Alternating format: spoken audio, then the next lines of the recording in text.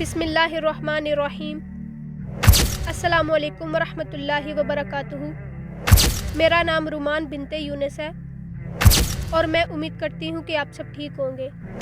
آج کی اس ویڈیو میں آپ کو حضرت عیسیٰ ابن مریم علیہ السلام کے بارے میں بتاؤں گی۔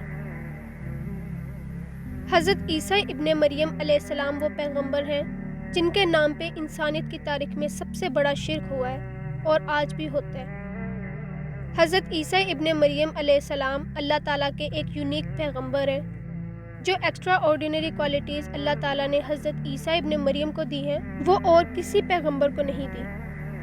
عیسائیوں کا یہ جھوٹ ہے کہ وہ حضرت عیسیٰ ابن مریم علیہ السلام کو اللہ تعالیٰ کا نعوذ باللہ بیٹا مانتے ہیں۔ حضرت عیسیٰ علیہ السلام کی معجزانہ پیدائش کے بعد جب وہ بڑے ہو گئے تو ان میں علم و حکمت کی علامات واضح ہو رہی تھی، لیکن ابھی تک اللہ تعالیٰ نے ان کو نبوت نہیں دی تھی۔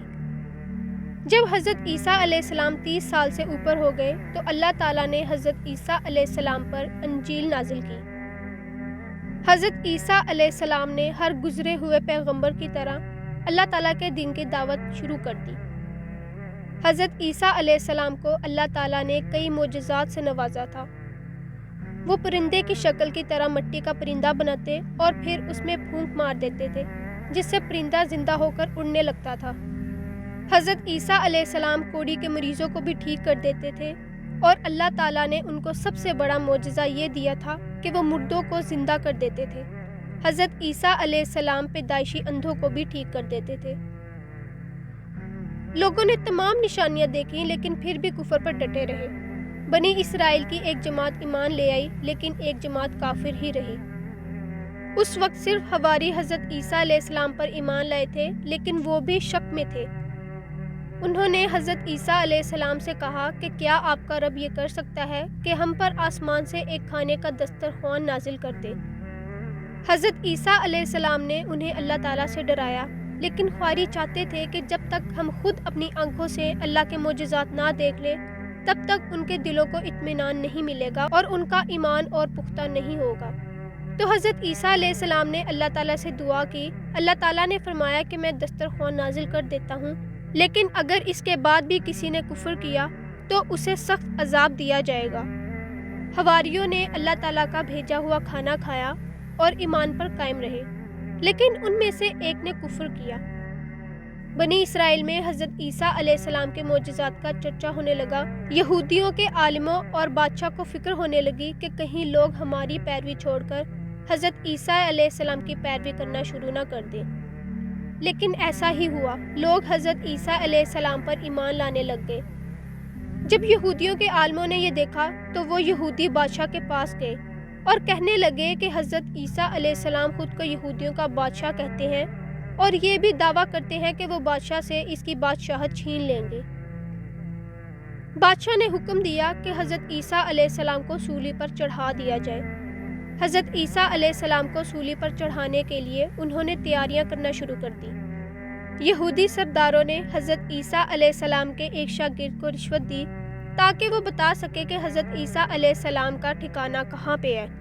جب فوجی حضرت عیسیٰ علیہ السلام کو گرفتار کرنے گئے تو اللہ تعالیٰ نے حضرت عیسیٰ علیہ السلام کو آسمان پر اٹھا لیا اور ان کی شکل اسی یہودا شاگرد پر ڈال دی جس نے مخبری کی تھی، اور یہ شاگرد وہی تھا جس نے کفر کیا تھا۔ تو یہودیوں نے اسے حضرت عیسیٰ علیہ السلام سمجھ کر سولی پر چڑھا دیا۔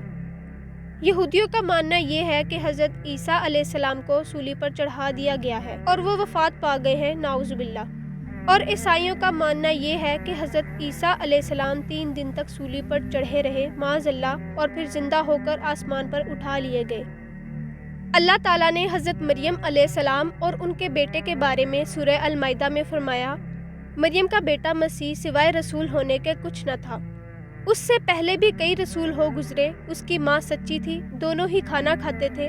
ذرا دیکھ تو صحیح ہم ان عیسائیوں کے لیے کیسی کیسی دلیلیں پیش کرتے ہیں۔ پھر یہ بھی دیکھ کہ یہ لوگ کہاں سے بہکائے جاتے ہیں۔ کہہ دو، کیا تم اللہ کے علاوہ ان لوگوں کی عبادت کرتے ہو جو تمہیں نہ نقصان پہنچانے کی ہمت رکھتے ہیں اور نہ ہی فائدہ دینے کی طاقت رکھتے ہیں؟ حقیقت یہ ہے کہ اللہ ہی سننے اور جاننے والا ہے۔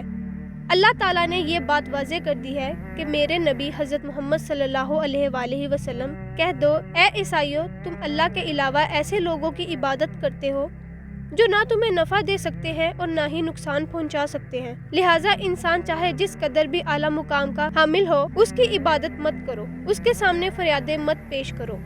یہ ہے وہ سبق جو اللہ تعالیٰ دے رہے ہیں۔ اللہ تعالیٰ نے یہ بھی فرمایا ہے کہ یقیناً وہ لوگ کافر ہیں جنہوں نے کہا کہ مریم کا بیٹا ہی اللہ ہے۔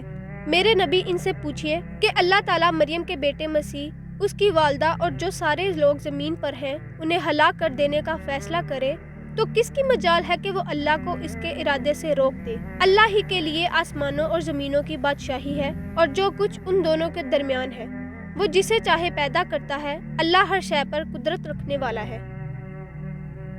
اگر اللہ تعالیٰ نے حضرت عیسیٰ علیہ السلام کو بغیر باپ کے پیدا کر دیا تو اس کا مطلب یہ تو نہیں کہ لوگ حضرت عیسیٰ علیہ السلام کی عبادت کرنے لگ جائیں۔ اگر اللہ چاہے تو حضرت عیسیٰ علیہ السلام، حضرت مریم علیہ السلام اور زمین پر بسنے والے جتنے بھی پیغمبر اور اولیاء کرام ہیں جنہیں تم پوچھتے ہو سب کو ہلاک کر دے تو پھر کس کے سامنے اپنی فریادیں لے کر جاؤ گے؟